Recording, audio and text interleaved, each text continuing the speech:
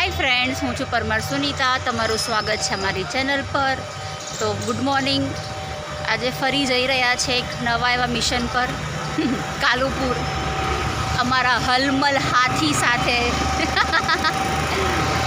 આ છે અમારો હલમલ હાથી અને એ મને દહેજમાં મળવાની છે. મને ક્યાંય એકલી નહીં મૂકે. તો ભીડભાડવાળી જગ્યા પર ફરી જઈ રહ્યા છીએ. તો મળીએ કાલુપુરમાં. ચલો. તો આ છે કાલુપુર ફ્રૂટ માર્કેટ. ઓ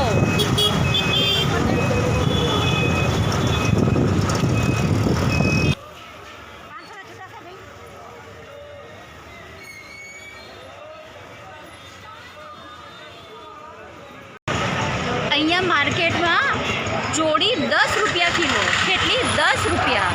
અને જે સોસાયટીમાં પેલા બેન લઈને આવે છે ને, એ 20 રૂપિયાની 250 આપે છે. એટલે વિચારો કે નો ડાઉટ એ પોતે મહેનત કરે છે અને બધું લઈને આવે છે, પણ આપણે બી પૈસા કમાઈએ છીએ મહેનતથી. એટલે હું સજેશન આપીશ કે તમારે બી અહીંયા આવીને 10 રૂપિયાની કિલો ચોળી લઈ જવાની. સોસાયટીમાં જે બેન આવે, હા, એને કમાવા દેવાના, પણ આપણો બી ફાયદો બી તો ઇમ્પોર્ટન્ટ છે ને. અમારા મેડમ આખું માર્કેટ ફરી લેશે, આખું. બધે પેલા ભાવ પૂછી લેશે અને એને એટલું બી યાદ હશે કે કઈ જગ્યાએ કેટલો ભાવ હતો. એ પાછી અહીંયા આવશે અને પાછી એ જગ્યાએથી કઈ વસ્તુ લઈને જશે. મતલબ ધન્ય છે. ખારેલા 40 રૂપિયા કિલો.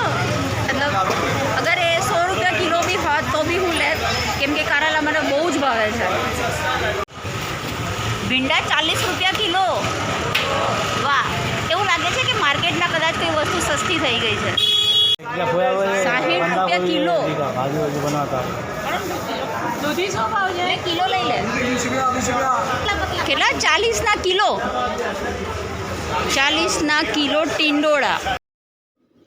એક બાજુ બેન ભાવતાલ કરાવતી હતી અને મેં આ છોટુને જોયો. પહેલાં તો એને બહુ મને સરખી રીતે જવાબ નહીં દીધો, પણ મેં એને ખાલી કીધું, કેવું છે નહીં ભાઈબંધ આ પત્તા ગોબીનું? માણસ જેવું, ખબર નથી પડતી કોનો રંગ ક્યાં છુપાયેલો છે. પછી એને મજા આવી અને શું કીધું સાંભળો.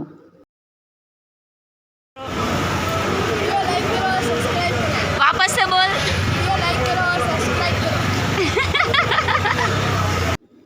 છોટુની સાથે મહાદેવના પણ દર્શન થઈ ગયા માર્કેટમાં. બહુ મજા આવી મને. મતલબ અમારા મેડમ જે છે ને, એ હવે ગયા છે બધી નાની મોટી વસ્તુ લેવા.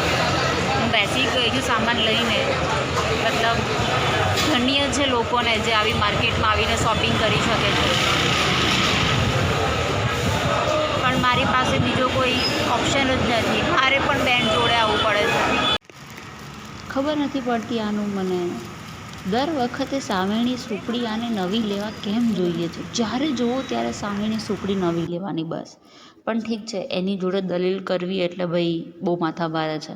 મેં કીધું ચલો ભાઈ દંડો ઉઠાવો ને ઘરે નીકળો, નહીંતર આ દંડાથી જ માર પડશે. એની બહુ ખરાબ આદત છે, ગમે ત્યાં રૂકી જશે. જો રૂકી ગઈ ને, હવે એની નજર જો ક્યાં પડી છે.